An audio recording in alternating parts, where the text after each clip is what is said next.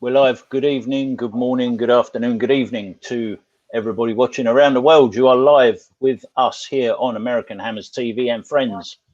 Not a usual Sunday night show, an unusual Sunday afternoon, Monday night show, an unusual Sunday afternoon show with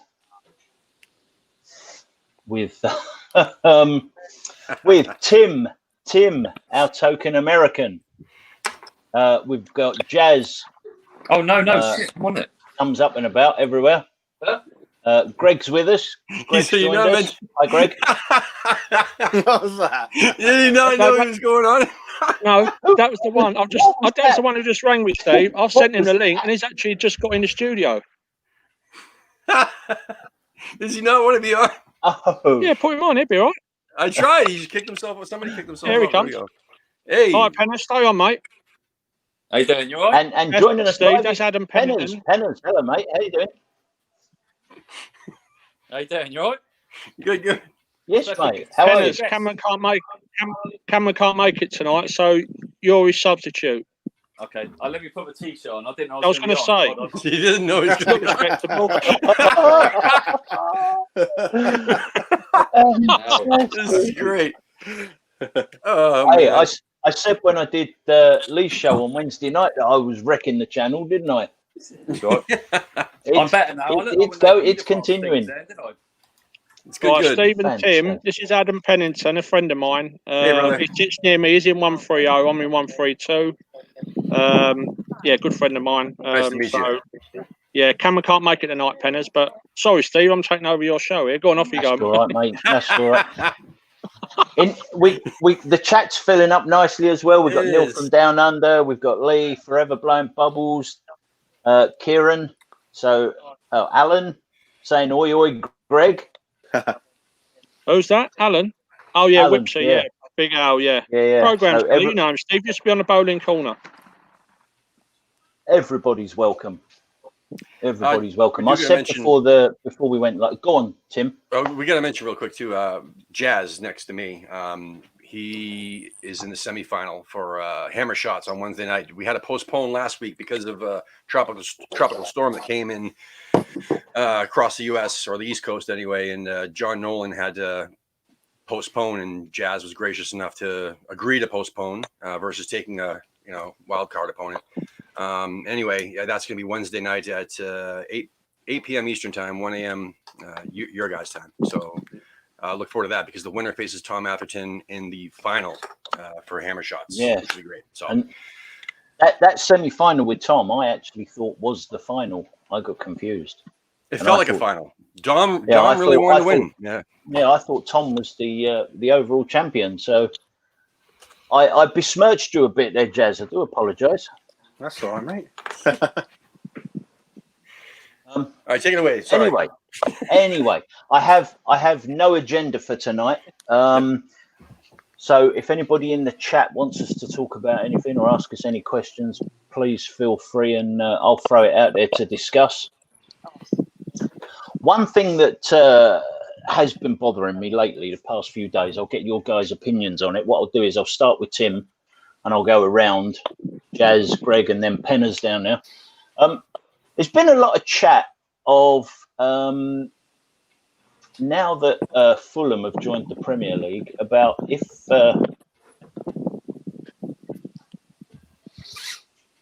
they do okay and if they do all right, their manager over there, I've forgotten his bloody name already. Scotty Scott Parker. Parker. How Thank could you. you forget Scott, Scott? I know, brain fart. What do you think about Scott Parker taking over from Dave Moyes at West Ham?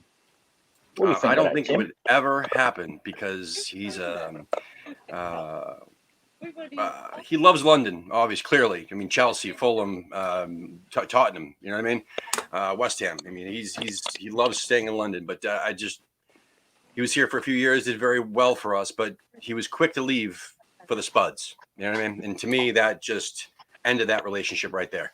And he never looked back. I mean, he was never. You never see him at the events. You never see him doing things, behind the scenes or even charity or anything like that in favor of West Ham. Was he even at the testimonial for Mark Noble? Was he? What's that, Tim? Was Scott Parker at the testimonial for Mark Noble? I'm not too sure. I think he was. I'm not too sure. Are you sure? Okay. Well, either way, I'm not a fan. So, bottom line. So I'll just let that go to Jazz. Take it away. Jazz? I think it's a good start to his career, but I think it's a bit early to link him with Haas. So as what Tim said, you don't really think of Scott Parker being close to West Ham. I think he played for Charlton, Newcastle, Chelsea, Spurs, so moved around quite a lot. But when he did play, he definitely gave 110%. Always committed to the cause. Was Hammer of the Year 3 years in a row. So that's not questionable. What he did for us. I can't see it at the moment, to be fair. So people are lauding him like he's some sort of club legend. Because he did win Hammer of the Year 3 times in a row, and the almost like the Braveheart speech he gave in the dressing room that time. Greg, what do you think? Is he a hero or a villain? Would you welcome him back as West Ham manager? I'm 50-50 on it, Steve. He was obviously. You've got to class him as a club legend. He's won Hammer of the Year 3 times running. You know what I mean? So he's got to be classed as a legend. You know what I mean? Even if you won it once, you're going to be a legend, aren't you? So he's doing his apprenticeship at the moment. That's what I think he's doing. He will move on from Fulham eventually. Fulham will not be too small for him, but he could be sacked if they're in the in the next season. They're being relegated. He'll probably move on anyway, and he'll get picked up eventually. And it wouldn't surprise me if further down the line he'll go on to become England boss. He does look a good coach, stroke manager, whatever you want to call it. I think I'd welcome him back, but not just yet. But to some people, he is a bit of a Judas for what he's done. And when we got relegated before, he was in the Championship with us for 4 or 5 games. He was no interest at all. He stunk the place out. But obviously, you're going to get people thinking, well, what he done before that? So, I'm sitting on the fence with that one. Yeah. What you, Penners? What do you reckon, Penners? Again, I'm kind of like, it's a weird one. Like when it's like Joe Cole. Joe Cole left West Ham the day my dad died, and obviously that's not his fault kind of thing, but. You know what I mean? Things sort of stick in your mind kind of thing. And I understand. Of all the clubs he could have gone to, he joined Spurs kind of thing. But I do like the fact that I do like ex-players as managers. I think the Premier League, I did see something, probably on Twitter or something, but at one point in the Premier League, every 20 managers, all of them have played football previously. Yeah. They're all ex-players. And I think you bring, because people say about giving people a chance, like Lampard and Gerrard and that. I think, unless you're like Greg will have a go at me for this, just name dropping now, but my father-in-law works in football. He's mates with Brendan Rodgers. And he does say that players just, they make better managers, I think, because they know. Yeah. They know how to treat. They know how to treat players. Sorry to go off piece here, but like Di Canio, everyone said, "I want Di Canio," and then when he took off, who did he smack? Was it Leon McKenzie or he smacked a player, didn't he? At our time at Swindon. Yeah, that was when he was at Swindon. I can't remember his name, but yeah, he did. At the end of the game when he weren't pulling his weight, and the keeper as well. But that's what he took that keeper off, just after that time, 46th minute, he took the keeper off to prove my lesson. And you just think, to all of us sitting here and people haven't played the game, you think, fair enough. But you think you can't treat players like that. Players, you just can't treat players. But I think, like Greg said, Parker, this is apprenticeship. He's been given a chance, but obviously in the Premier League, like Greg, if he's 17 for Christmas, and nobody's looking to bring in Buddy Adams.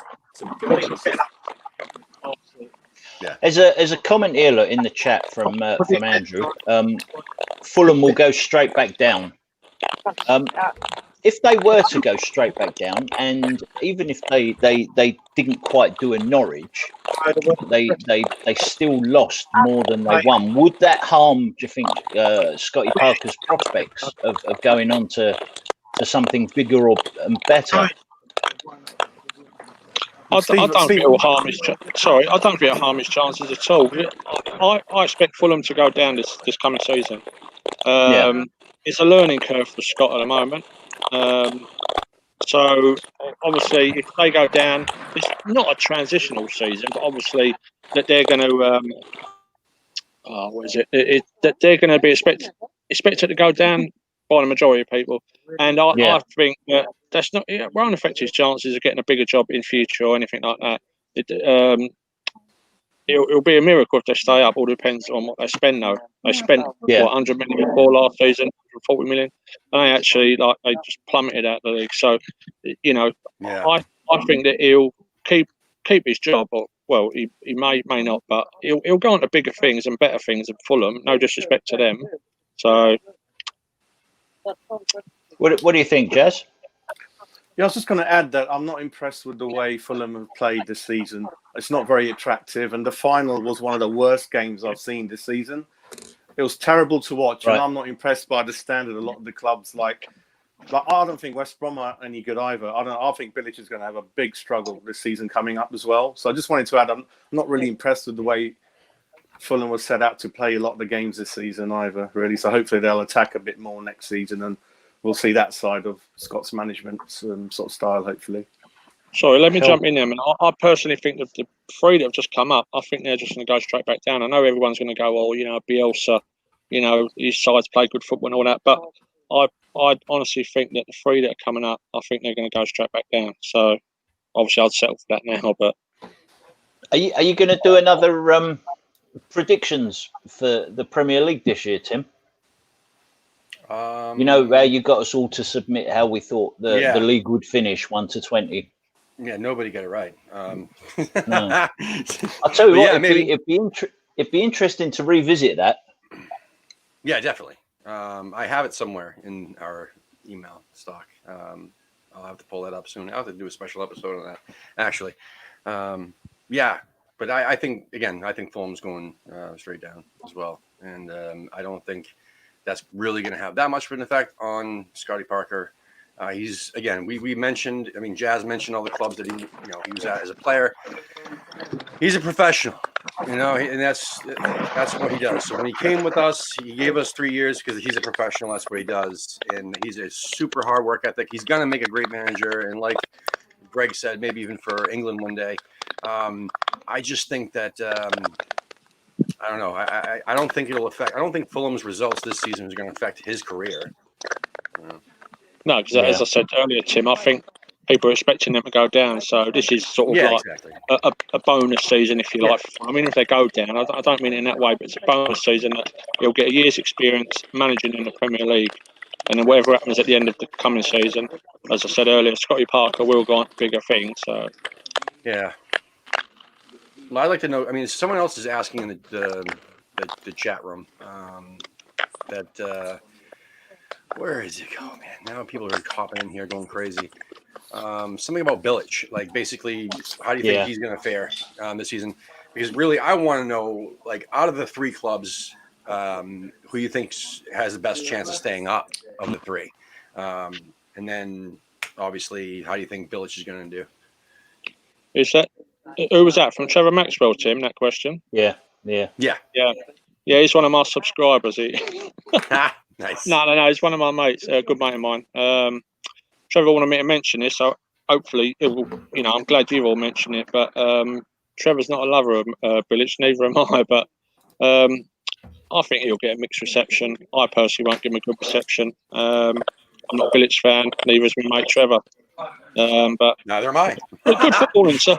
Are you not, Tim?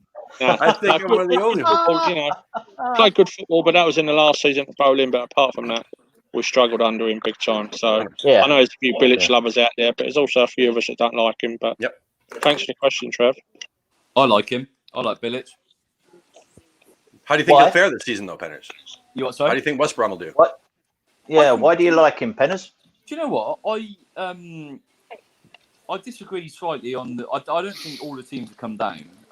Touching back on Norwich, I think I respected. I can't remember what his name is now. What's the Norwich guy? What's the Norwich manager? Farka or whatever his name is. Yeah, pronounce it properly. Farka. Yeah, because I think he continued to play the way he played in the Championship, which I kind of respect. He came into the Premier League and thought, yeah, we'll have this. And look at Pookie. Pookie ended, what did he score? Like 6 goals in his first 3 games or something? And I quite like that. And then he blew out Pennant. You what, sorry? He blew out after that, Pookie, didn't he? No, that's what I mean. That's what I'm saying. But I like the fact that he continued playing the way he did. But I think Leeds will do well. I think Leeds will attract some. I think they'll attract some players up to there. West Brom, like I said, I'm a bit. I know Greg's not, but I'm a big Bilic fan. I think we should have given him more time, to be fair. But I just like the passion and I think he was a good manager. But if you're going to bring in someone better, then fair enough. I mean, personally, he said being biased, I'd have gone for statement of intent. I'd have gone for Rodgers, and he'd have come here as well. When he left Celtic, he'd have come here as well. You think so? I don't think so. He's still got his boy still lives in. I live in Reading. His boy still lives down the road, and I think he'd have come here and he'd have done a good job. Wow, Jazz, I see you shaking your head. You're disagreeing with all these people, Rodgers, Kovac. None of them would have come to us. The chance we had was when we gave Pellegrini that budget and also the annual salary, which I think was the 8th biggest in the world. I think that was a chance to get someone big in, and we've blown it, I think. And it's going to take some time to get a very high-level class of manager to our club, I think. So you have to work with a tight budget, and we don't really have that at the moment, I think. So just work with what we got, I think. But that was a chance, I think, yeah. I was reading the other day something about a lot of potential managers have come out, not on record, but sort of it's known that a lot of them would refuse to come here to work with David Sullivan. Can you blame him? Because of his track record? No, not at all, Greg. You can't. Not at all. You can't. Would you work for the bloke? Would I? Yeah. Would I work? Would you work for David Sullivan? Yeah. I wouldn't work for Sullivan Gold or Karen Brady. No. Not one of them. I wouldn't trust them as far as I can throw them. I think, Steve, you know my past history with meetings with the board and all that, or Karen Brady. If it didn't happen, she passed me on to her sister. I don't really want to go over it all again, but it's the worst thing that could have happened to our club. You know what I mean? And yeah, I understand. We need to, not we need to, but if them 3 weren't there, obviously, who knows what the future holds, but I reckon it'd be so much rosier, so much better without them 3 there, and then we could really kick on. But then saying that, we've not kicked on since we moved to Stratford. It's an absolute disaster when you think about it. The last season at Bowling was the last time we played really attractive football. Yes, it was under Bilic, but then we struggled under Bilic after that. We haven't done anything since we've been at Stratford. No. It's been such a major disappointment. Without them 3 there, who knows what the future will hold, but God, I'd like to know what the future holds for us because we deserve a bit of success. Yeah. You know, Steve, you mentioned your opinion on this before. I challenge anyone to give me one positive from the move. One positive from what? Sorry, Pennant? One positive from the move. I think the season ticket price, I think. That's about it. Even that's going up now. Yeah. I like the fact that more fans and supporters are able to go to the stadium. That's the only thing that I see out of the. Forget the season ticket prices because I'm not a season ticket holder. I live here, but the fact that I can go over there and get a ticket with ease to a match is something that I wouldn't have been able to do with a 35,000 seat stadium. It would have been a lot more difficult because we're selling. I mean, I don't know if obviously people are saying, well, yeah, we're selling out the 62,000 seats every match, but not everybody's showing up type of deal. But still, I have an opportunity where I didn't before, and I never got to go to the bowl-in. I mean, not that I couldn't have got tickets if I tried. It's just flights were so expensive back then. But anyway, which is a lot cheaper now. But no, that's not the point. The point is that there's the fact that, listen, yeah, we moved. It sucks we moved. But, like, there's so many more supporters there now. There's supposed to be, even if it's not full capacity, it's still more people, more West Ham supporters in that stadium than there was at the bowl-in. There should be some sort of yes, but no. What do you mean? Yes, but no, Tim. Well, I'm sure the other fellas will agree with me here on this.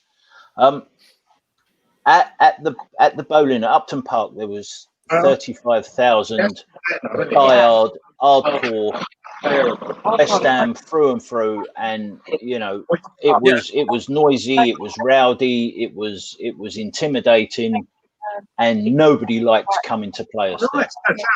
No, I know. Now at the London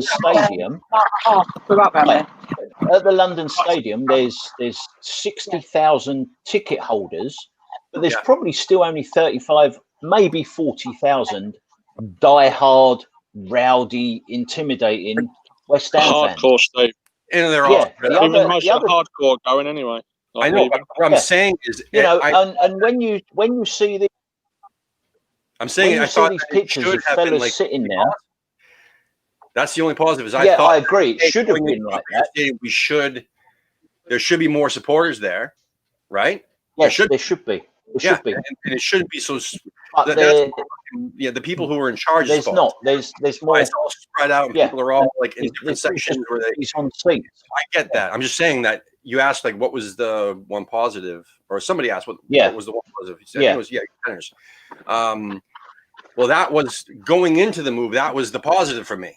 Yeah, like the positive was, oh shit! Like there's going to be more supporters there now, like almost double. Like that. That to me was wow. This is great. But obviously, it hasn't turned out that way. I get it.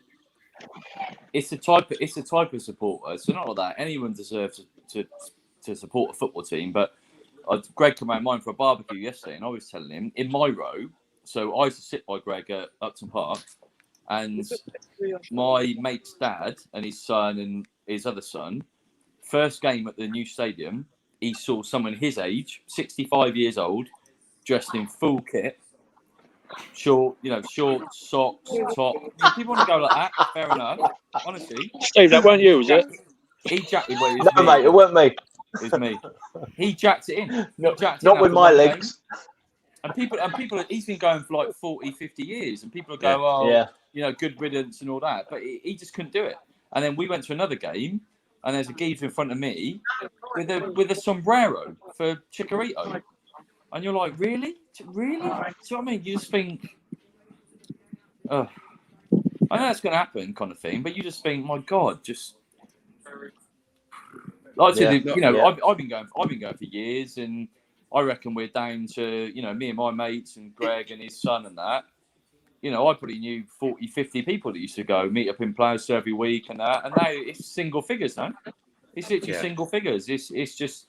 It's a massive, listen, it's many things, but it's also a massive missed opportunity. And again, like my point was just that if we had 60 or even 45, 50, 55,000 West Ham supporters there, like actual, the diehards from Upton Park and plus others, just as many West Ham supporters, that place should be a fortress. It should be it should be a better fortress than the Bull Inn. I agree. Just for the sake of numbers' sake, it should be even more scarier. That was the whole that was my thought going into it. Obviously, that's what everybody's thought. I'm assuming was everybody's hope was, but it didn't turn out that way. Obviously, so that needs to be addressed. That needs to be fixed. And it's one of those things where like, oh yeah, we'll just end off or we'll square off the ends. That's not going to do shit. That has nothing to do with the supporters. You know what? It's a great sporting arena. Penners, let me get a word in. Hold up. Tell them, because I'm just about to have a drink. Tell them when we go to Lazio to go and watch Lazio in Rome, same sort of stadium as ours, what the atmosphere is like there. Regardless if it's against Roma, just if that can be done over at Stratford, and that's the most fucking annoying thing. Honestly, right? So we go meet Greg, we go Pot Millville for a drink. There's flares going, there's this going, there's that going. But then when you walk up to the ground, obviously they built it for the Olympics in the 60s. You walk up to the ground and there's stores everywhere selling scarves, flags. That's missing. Everything kind of thing. You get in the ground. It is, Tim. It is. And the view. It is, Tim. Our place is nothing. You've been there, Tim. Nothing. I know. Nothing from Stratford Station. So when you get to... I know. I've bitched about that many times. Yeah, there's nothing. The view at Lazio, like I've been with Greg a few times, and we've been at the back before. I've been down the front before, and when we beat Roma 3-0, Like, I was right down the front, and you can't really see that well, if you know what I mean. But the atmosphere is so good, you don't care. You literally just don't care. The atmosphere is unbelievable. But our place, it's just no one just seems to. I don't know. I saw someone having a pop at a lad and his mum before, because he had a Chelsea shirt on. But they had a pop at him and said, "Look, it's not like," and they just bought a ticket off a town outside. And they went, "I don't know where you think you are, but you can't turn up for a West Ham game or any London or any game really with like a neutral top on." We weren't even playing Chelsea. He had a Chelsea shirt on. Do you know what I mean? It's just rugby. Do you know what I mean? It's almost it's almost like we've gone soft on it. What do you think, Jazz? Yeah, I think a couple of things. I think Upton Park, I think the East End should have been rebuilt, and I think the owners have definitely lied about certain things, saying that we couldn't get the permission when I think we could have. So that would have made it, I don't know, 45 maybe, something like that, and then would have been a really imposing sort of high attendance, high capacity ground. Yeah. And then going back to what Greg was saying, there's many grounds in Europe, especially Italy, which is even further away from the pitch than our ground, and the atmosphere is amazing. And I've been at the OS where the atmosphere has been good. So I think it's all to do with the way we've suffered in terms of 3-4 relegation fights, not very good quality football, which doesn't help. So I think when we're playing well, the atmosphere is okay. Area Stratford, I don't like it. Don't like the walk to the ground. It's a pain getting out the ground. It is. And but yeah, who's missing sort of decisions of that? Yeah. Because again, we've heard many different stories about, like, well, it's the legacy, or the city of Stratford's issue of permits and so on. So basically, the atmosphere from, just for example, either the supporters club or the Carpenters or whatever, between there and the actual stadium, why isn't there those stalls? And whose decision is that? And why hasn't that been fixed? Because that atmosphere alone, just the stuff in between that walk, like for people to have stuff to do, keeps the atmosphere going between the pubs and the stadium. If you're not putting pubs right there, at least have shit for people to, to do or buy or eat or whatever, and hang out and mingle, So who's, my mate Nashi said to me, he said it's literally going there is like Winter Wonderland for football.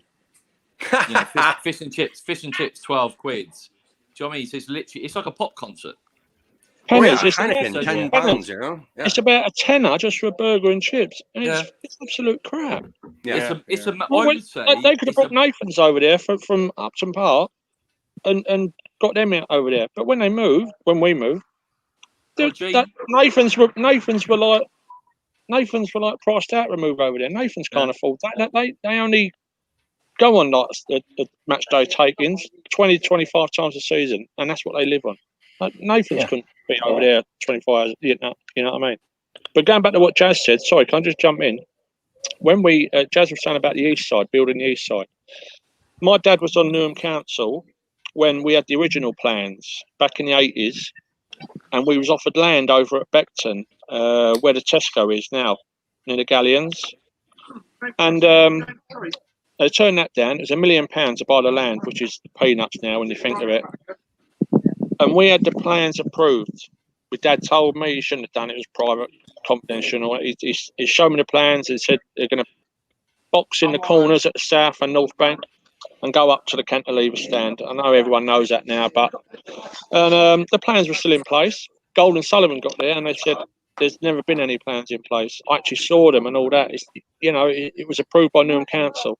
So you could have done that, built it all the way around, and it could have been a 45 to 46,000 seat stadium. I think that'd have been enough for us. I know, Tim, we've got 60,000 now, and you're saying about it's good, to have extra supporters there, but 46,000, an extra 11,000 Upton Park. I would have taken that. It was rocking on normal days. Obviously, you do get the bad days there, like Sunday afternoon kickoffs and all that, and there is a dead atmosphere, or was at Upton Park before, but if we'd have had 11,000 extra seats at Upton Park, that'd have done for me. It's like Stamford Bridge now, but just a little bit more. And that'd have been rocking. I'd have loved that over there. I agree with you. I'm just saying I would have loved that. And I guess I saw, I guess not the actual plans, but similar, the plans of building up on one of the stands. But that's not the point. The point is that I felt that when they announced that we were going to have a 60,000 seat stadium, that should have been. I mean, that was my mindset. I mean, that should have been better than it is. Obviously, I was super happy that, but I would have been happy with 40,000, 45,000, 100%. You know, but they said we were going to have this brand new, beautiful stadium and promised the world, obviously, and it's just. And I think it's not just the supporters. It's not just the board. I mean, it's other things, and part of that. My main thing is just that everything around. Because when everybody talks about the Bull-In, I hear more people talking about outside than inside. The atmosphere outside. That's where they miss the most. Well, and then here, of course, there's nothing. I mean, Stratford, there's nothing. You know, there's pubs scattered about like a mile away. You know, in every different direction. And then, but I don't know. Do you know what? I took my I got a Serbian mate who supports Partizan Belgrade, and he come to a game, and I didn't realise Arnautovic was Serbian. I never realised that. So he wanted to watch him play. So he came to the ground, and we got there. He arrived a bit earlier. We got there. We got in the ground, and they announced something. They went to the security. They went, "Will all security please let the customers into the arena?" And that says it. He was flabbergasted. He's literally flabbergasted. He goes, "Where's all the buzz? Where's all the like?" He just didn't get it at all. I think also Upton Park could have been made even bigger if we needed to with the capacity going up. I mean, people like Arsenal built a whole new sort of station for their ground, and other clubs do it. So the capacity could have been made bigger. Upton Park station could have been improved. Yeah. I think even going back to the food, I think Ribman was there for a while. He went. I don't know what happened there. How could it be improved though, Jazz? Upton Park Station. It was murder getting out of. Look, I think they could getting away from on a match day, going queuing literally all the way back to Plaistow. But I think no way you could improved Upton Park Station. There was nowhere else to improve it. I think we've got 2-3 underground stations, don't we? Near the old Upton Park. Maybe one of the others could have been made a bit bigger, give you option of 1 or 2. And I think where we are now. The thing is, you could walk to. The thing is, you could walk like Plaistow. You could walk to Canning Town. You can walk to East Ham. For me, I live in Reading, and when the Elizabeth line is finished, for me and my boy, in terms of transport links, be perfect. So I can get the train at Reading to Stratford. Yeah. To Stratford. Do you know what I mean? I come from there. I come from that. So I mean, I don't know if anyone's seen the Tottenham ground. I haven't been, but that's in the same position. And I heard they used to have the worst sort of experience. The transport link to Tottenham, Jazz, is shocking. Yeah. Transport. Yeah. So how are they doing it now then? They built a new station along Mollison Avenue, I think it is, near the Tesco in Edmonton, and they built a new station there to alleviate most of the fans that were using Seven Sisters and also Northumberland Park. Northumberland Park's been done up, and White Hart Lane's been done up, but it's still, they've gone up the same as us. They've jumped up 25,000. More seats. So, right, lads, I've got to shoot, lads. Sorry to interrupt. I've got to shoot. I didn't expect to be in a guest, but I've got to shoot off. No, well, thank you. Nice to meet you, man. Thank you for gate crashing us, Penners. It's been great to meet you. I'll put my top on. Thanks for that. Yeah, cheers, have a great evening, my friend. All right. Cheers, mate. So, Tottenham have actually done their ground up. 2 or 3 of their stations up and built a new one. They had to, you know what I mean? But where we could have done it at Upton Park, I don't know. I don't know. I don't even know how Barking's about the nearest big station to us, or West Ham. Down here about this, aren't we? Should we move this on a little? It's very depressing. It's depressing. It's kind of connected, but although it doesn't really involve you, Tim, because you're not a season ticket holder. But Jazz, will you be going? Will you be renewing for the new season? I will be renewing, but I'll only come back when there's 70%, I think, or above. I don't want to go there with the ground half empty. So what's that? Have you chosen option 3, Jazz? Yeah, that's what I'm going to go for. Yeah, I'll probably do that tomorrow, I think, because I've got 3 season tickets. I've got two of the children ones come with me as well. Yeah, so we'll go back 70%, I think.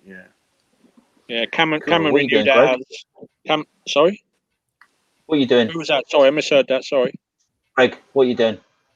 Yeah, Cameron renewed ours. Cameron, we're going. This will be my 39th year, and Cameron's 21st, I think, as a season ticket holder. But Cameron renewed ours earlier this week, or the week just gone. So, we're I don't know. You know, how long it's going to be before there's like even 20, 25%, 50%.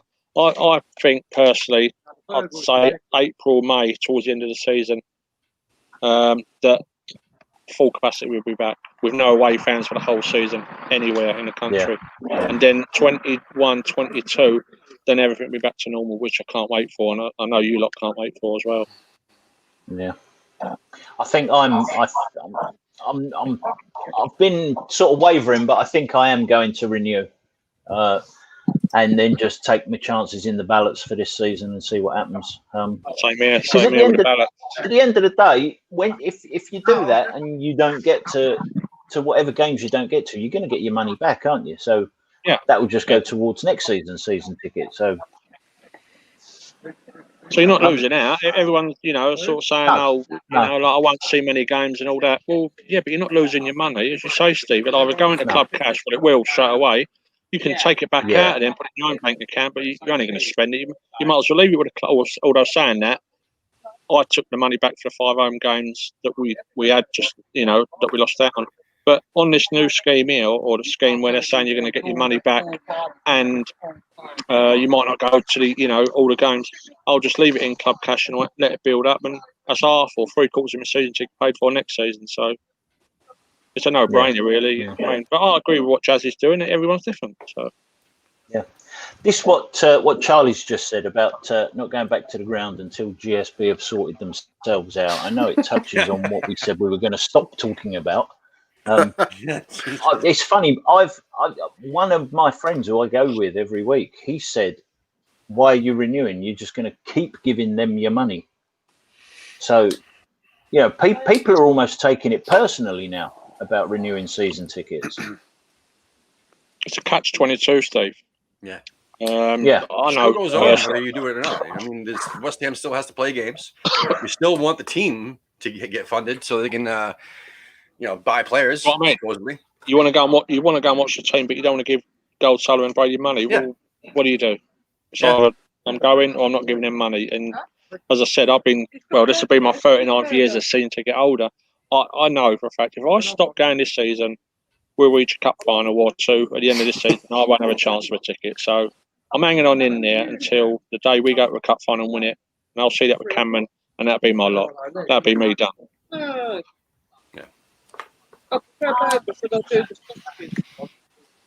Yeah, I think the thing is, our love for the club is more than our hatred towards the owners, isn't it? Simple as that. We're always going to follow and go to the matches. So,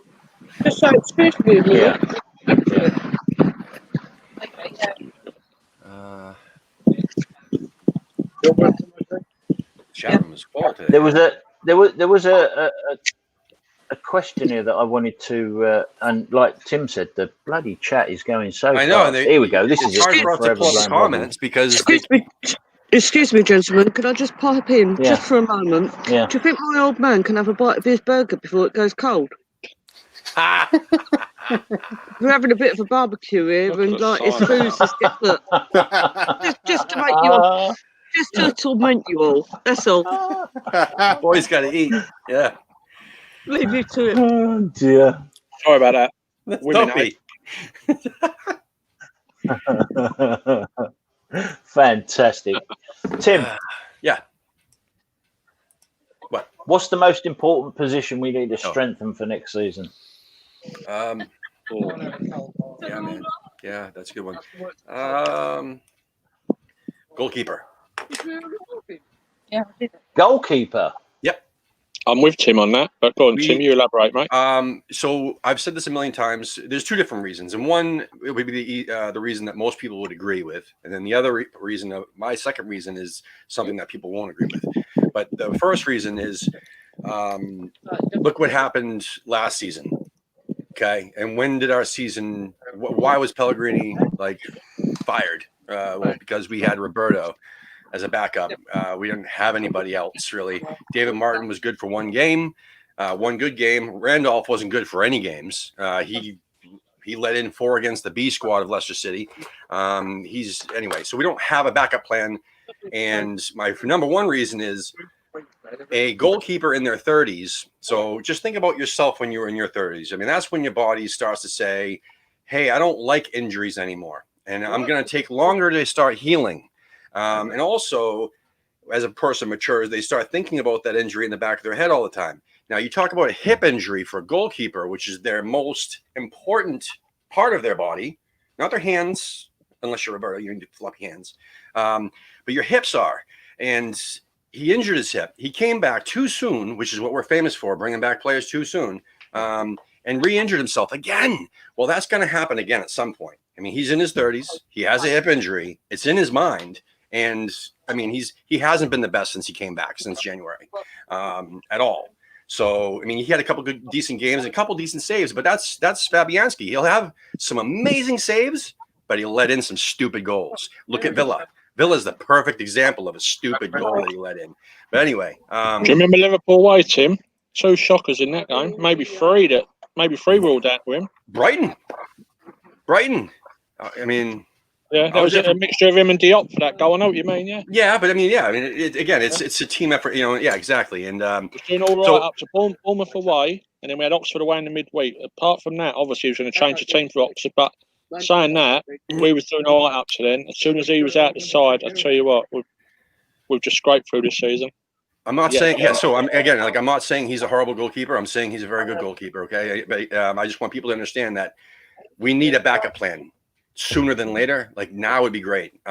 Whether we find a replacement, someone even better for cheaper, someone who's younger, or just again a great number 2, like a solid number 2, because he will break down again. He's not going to have a 38-game season. He won't. Not again, ever in his career, I don't think, unless it's in League One or something like that. So anyway, that's my reasons. Greg, do you see other areas of the team that need reinforcing first? Well, before Tim said it, I was going to say the keeper.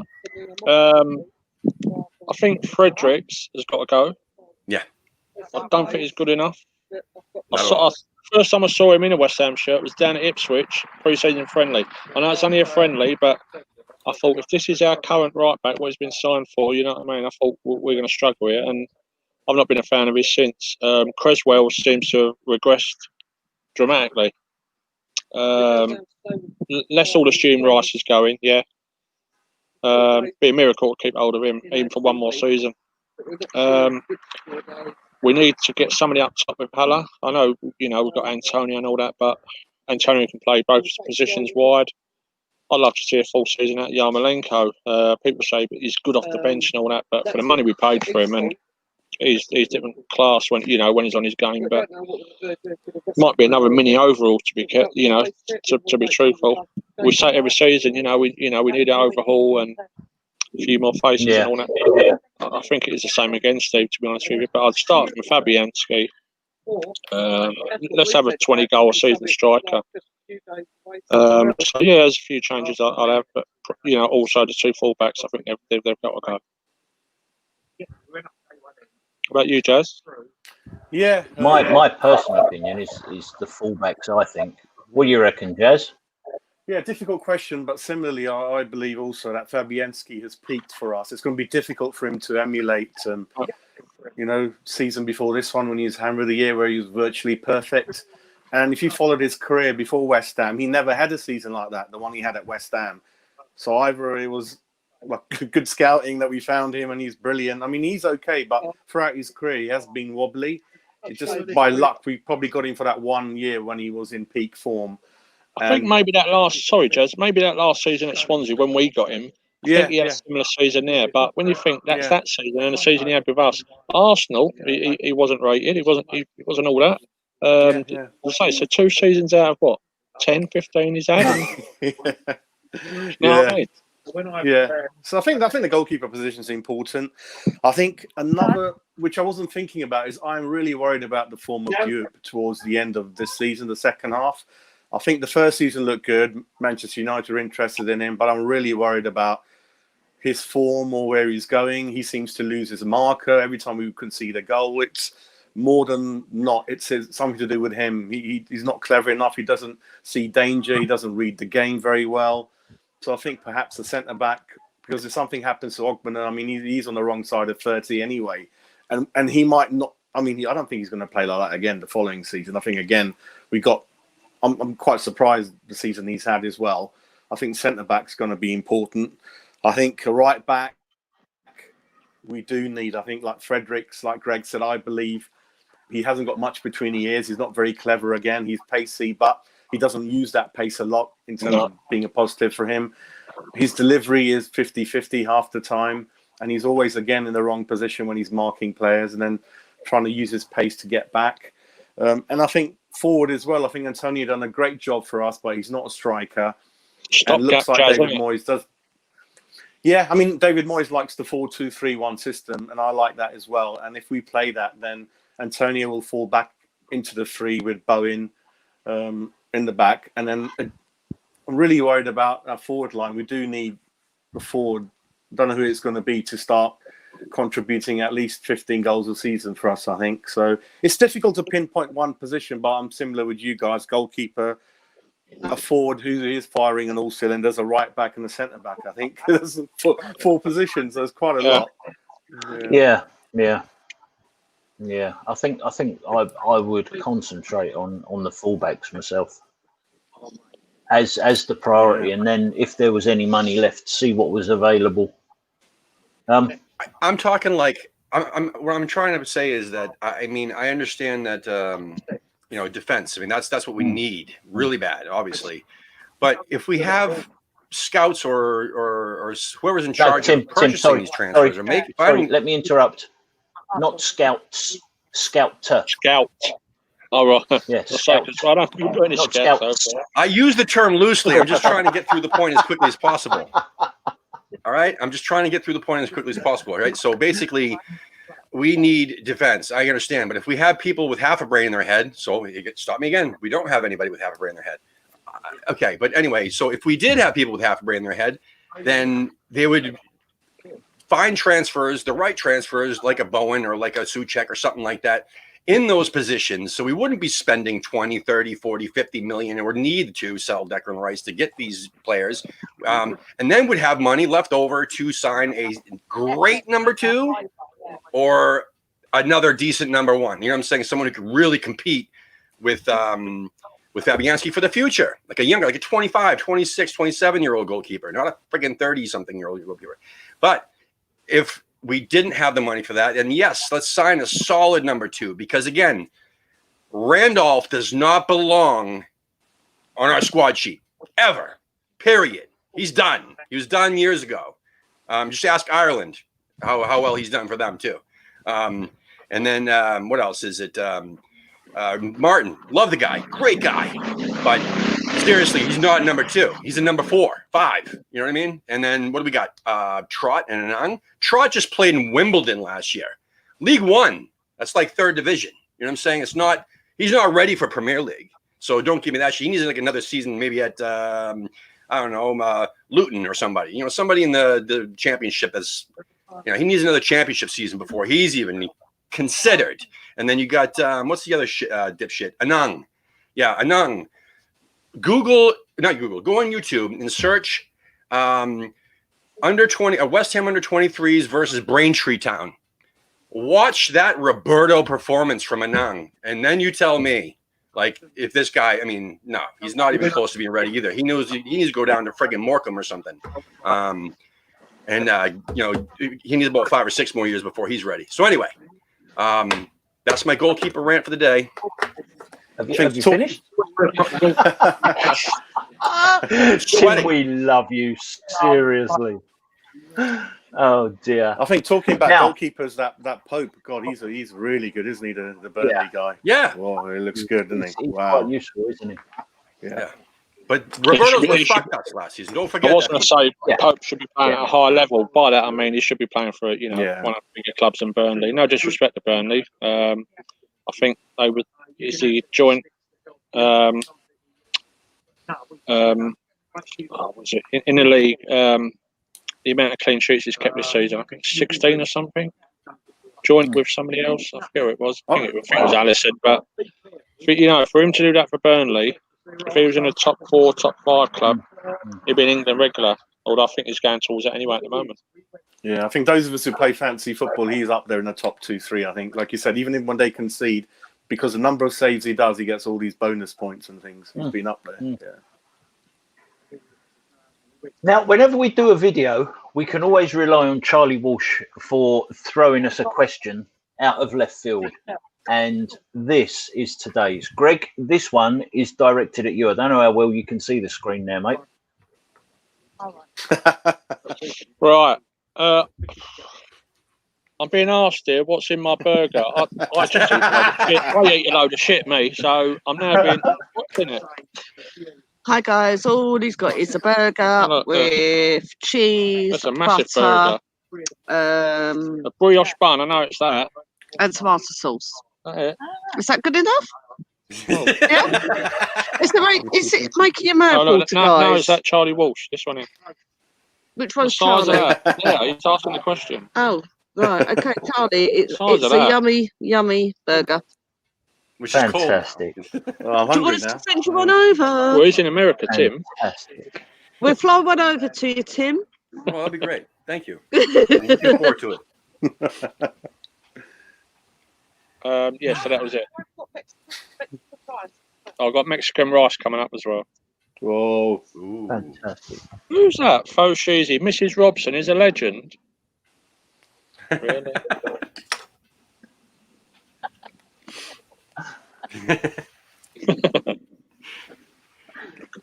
Oh boy. All right, so football chat to burgers. Come on. In a minute, we'll be saying we missed the smell of all shit down Green Street as well. Yeah, yeah. This is how the chat sometimes deteriorates, especially when you've got people like Charlie Walsh and Specky Becky and the other ne'er-do-wells, shall we call them? In the chat. Oh yeah. We got a good crew. Yeah, I'm going to get pelters for that, aren't I? Do we know when the season's going to start? The actual date? Do we know? 12th of September. Okay. Yeah, 12th of September. I think with no fixtures yet. I think the fixtures are out, Jazz, around the 28th of August. Okay. That's what I was going to say. The end of the month. We've got about 2 weeks turnaround. Stupid is that? You give. I mean, that there's no time for anything. No time to prepare. No pre-season friendlies. Nothing. Wow. And when you think of a team like Wolves, who have been in the Europa League qualifiers last season, they're still playing, and then up to the end of next season coming, Wolves ain't going to have a break. They're players for like 3 years. No. I don't know. Yeah. Yeah. Well, thankfully, United and Liverpool, City and so on are still playing too. I mean, yeah, they'll be warned as well. Steve, are we going to talk about Declan today or no? Do you know what? It's been done to death, hasn't it? It has, but again, did you see today? I think everybody has exactly the same thoughts on Declan Rice, and I think just to prove it, let's get some thoughts. Jazz, Declan Rice, thoughts? Yeah, we all know what a good player he is already, and what a great player he will be in the future. I've got this feeling we might have him for one more year because I've been reading lots of things. I think Chelsea are looking at someone else now, I think. But yeah, Declan, yeah, we know. I mean, one more season I think we'll be lucky to get, and then he'll move on to other things. That's all we can say. We know what a great player he's been. Hammer of the year and runner-up last, 1 or 2 years. So, in a nutshell, Moyes says that he wants to build a team around him. Yeah. But the thing is that today there is rumors that West Ham said they will accept 70 million for him. Is that the one that's come from the Sun? It came. I mean, it is all over the place. I don't know where it came from. I just know that the Sun. They all picked it up. I don't know where it started. I can't say that. I don't know. But it was all. I tried searching for something to talk about today, and literally that was the only thing that was there. I mean, everywhere. Yeah. What do you think? Because they're going to going back to what. Sorry, real quick. They were going to say that. Ask, no, go on, Tim. Go on. No, you're not allowed to ask. Go on, talk to me. They have to shift Jorginho. That was the plan, right? That to raise the money. Yeah. To get what's his name? Rice. Anyway, not important. Sorry, I just wanted to fuck with you, Steve, before we end the show. So I had to do it. So anyway, Yeah. Jazz, what do you think we're going to start the new season with him, or will he be a Chelsea player? No, I think with him. Just luckily with him. Yeah. I think. Okay. There's not a lot of money Greg? around in football at the moment. Yeah, one more season. What do you think, Greg, about Declan Rice? I think the same as what Jazz says here. I think I'd love to get another season out of him. The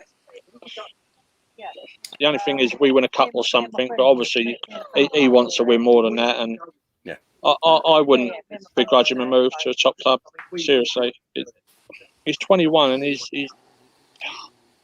been fantastic for us for such a young age. I think he's been brilliant. Yeah.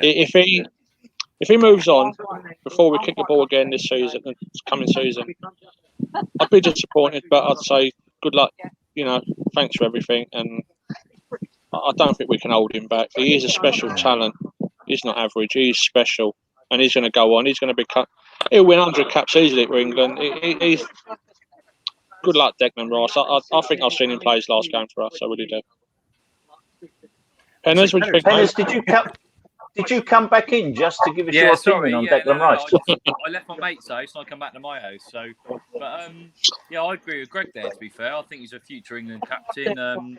The other thing, my father-in-law had him at Fulham. When he was at Fulham, he had him on trial. They didn't fancy him. Fulham didn't fancy him in Pembridge. He played centre back, and they didn't fancy him as a centre back, so they let him go, and then he come to us, and that was it. But I think he's fantastic. I think he's absolutely fantastic player. I think. Yeah, he was at Chelsea, Penners, before he come to us. No, he must have left them. He was on trial at Fulham. Yeah. No, I think he's a future England captain. I think playing in that hole, and I personally think that. The whole Declan Rice situation is just a day-by-day soap opera and saga of West Ham fans checking social media and asking, has he gone yet, and where has he gone, and or have we kept him, and the arguments and the backwards in and forwards in between fans, it's not healthy. And I think, like Greg was saying, he's an absolute talent, and he will go on to be something so special. I think that anybody who thinks that we can hold on to him for any length of time is just wishful thinking. Well, if Moyes' plan works and we build a team around him and he actually kicks off this season with us and we start winning games consistently and we're in a good spot in December and Moyes gets an extension, et cetera, we might be able to keep on to him for longer. Again, it's just all about if we're doing well, he's not going to leave us when we're doing well. He'll leave us if we're, in a bad spot. We need the cash to replenish, to buy some new players type of deal. But players want to win things these days, Tim. They don't. I know they've got all big, healthy bank balances and all that, but players in their careers want to look on the mantelpiece and go, "I won that this year. I won that." They also want to play. That's what they want. But they also want to play. He doesn't want to necessarily go to say. I mean, Chelsea's one thing. Yes, I could see him going to Chelsea, obviously. But I mean, if he goes to say Man United or somewhere else, he's probably not going to be playing regularly. I think he will. I think he walks into a lot of Premier League teams, but I suppose without being negative, why would he want to stay at West Ham? I suppose that's like Greg said about the trophies and that. Why would any player? I think we always had the pull of, like Bellamy, for instance. Bellamy said in his autobiography, he said his best time in football was with West Ham. And that might surprise some people, but he just said he got it. But players like Bellamy just get it. They join the club. They get the bowling, it's a tight ground. They get the background, they get the soul, they get everything. But like with Rice, why would he want to? I suppose it's quite a controversial question. Why would he want to stay with us? Why would he want to? Because he walk in the Chelsea's team. He walk in the Chelsea's team. They get rid of Kante, and he'd sit there. I think I'm not just saying this. I think he walks in the Man United's team. Yeah, but he's just going to be somebody else. He's not going to be a legend. You know, if he stays with us, he'll end up a legend. You know what I mean? But if he goes to somewhere else, there's going to be so many better players on that squad, or equal players. He's just going to be one of a bunch of people. He's not going to be the guy. He's a big fish in a small pond with us. Yeah. Yeah, we're not even top 10. He's good enough to get in any Premier League side. Gentlemen, I have to bow out. I must leave. I have to go to a cookout pool party. But thank you so much. Pleasure to see you all. And thanks for doing this today, Steve. Appreciate it. And thanks, Penners. No, you're welcome. Jazz, love seeing you. See you Wednesday night, Jazz. Appreciate it. And Greg, always a pleasure. Cheers, guys. Tim. See you. Bye. Yeah, I think we're not even a top 10 team, so we've got to just be top 10 and then. But we should be, Jazz. We should be, Jazz. With that squad we've got, we should be. But you know, we go. It's all with us. It's all short-termism. It's all short-term. We'll sign someone who's 31, 32, like Zabaleta. Last payday, Penners. Yeah, I know. We should be looking at, you know, just these Brentford lads. I mean, my mate's a Charlton fan, and he went to watch Brentford beginning this season full lockdown and all that, and he said they're the best team he's seen. He said the way they play football and the way, look at that Mulpay, you know, he's at Brighton, he's a fantastic player. But it's all short-termism. We buy these short players, and that's what I know. Greg's not a fan of the board either, but that all they want to do, they'd be happy every season finishing 14th, 15th. They get their money, they get their interest on their loans, and it's like Newcastle fans moan about Mike Ashley. I mean, as a bloke, I don't think he's a great bloke. He don't take a penny out the club, Penners. He doesn't take a penny in interest at the club. And a lot of people, I work in finance, so I study the accounts and that, and he doesn't take a penny in interest at the club. And then you've got fans like us, Golden Sullivan. Well, Sullivan's a Cardiff fan. Fans like us taking, we've reduced our interest rate down to 4% only. Do you know what I mean? When they were charging 8% before, and you just think, what are you doing? You know what I mean? They're billion. Sullivan's a billionaire. Yeah. You know. Yes, I agree. Right, fellas, it's been an hour. I'm going to start wrapping this up now. I'll let you get back to your barbecues and your beers and whatever else you were doing. Steve, I was going to say, could you wrap up a bit quicker? Because I'm absolutely Hank Marvin here, mate. Come on. You know what? We've even got some Mexican rice now. Look, come on. The chat has gone absolutely mental about burgers. And talk about going off at a tangent. And again, we've got Charlie Walsh to thanks for that. So thank you, Charlie. Greg, thank you for joining us. It's been a pleasure. Thanks, Steve. Jazz, thanks for asking me on. Jazz, thank you for joining us. As always, it's great to see you. And Penners, nice to see you, mate. Nice to meet you. Hopefully, I'll meet up with you at the ground one day and we can share a beer. That's nice to meet you, mate. I'm always with Greg, and he was around mine for a barbecue yesterday. Do you know what I mean? So cool. Yeah, I'm always there. Cool. I'm always there in thereabouts. I'm one of these odd fellows that, because I'm just over 40, I can remember how good it was before, but then I can see why we're trying to move on and stuff. Do you know what I mean? So I'm one of those sort of in between ones. But yeah, I'm not a board lover. Let's just say that. No. Well, and I must say thank you to everybody in the chat who's been supplying us with the questions, discussing burgers, insulting me and Tim. And yeah, thank you very much. And finally, before we go, check out AmericanHammers.net. There are 2 shops on there, one for the English crowd, one for the American crowd. They've got some great stuff in there. One thing we haven't mentioned, I think, is what's coming up. We've got, I think Tim mentioned it, didn't he? We've got the semi-final, the other semi-final coming up Wednesday night for Hammer Shots, and Jazz is on that, aren't you, Jazz? So yeah, I'm playing John in the semi-final. We're going to play. Excellent. Yeah. Well, if you get a chance, check into that. It might be a bit late for the UK crowd, but check into it. I'll talk one to you thing all I need to say, afterwards, Steve. Sorry, one thing I need to say. Go on, Greg. Rick Elliott, I know you're watching. I'll be taking you out for lunch soon. I'll be in touch soon, mate. Thank you. With Carter. Excellent. Thanks, fellas. Thank Come you. on your own. Thanks, Steve. Thank you. Cheers, Penny. Cheers, guys. Cheers. See you later. Have a good night. Bye. Thank you. Bye.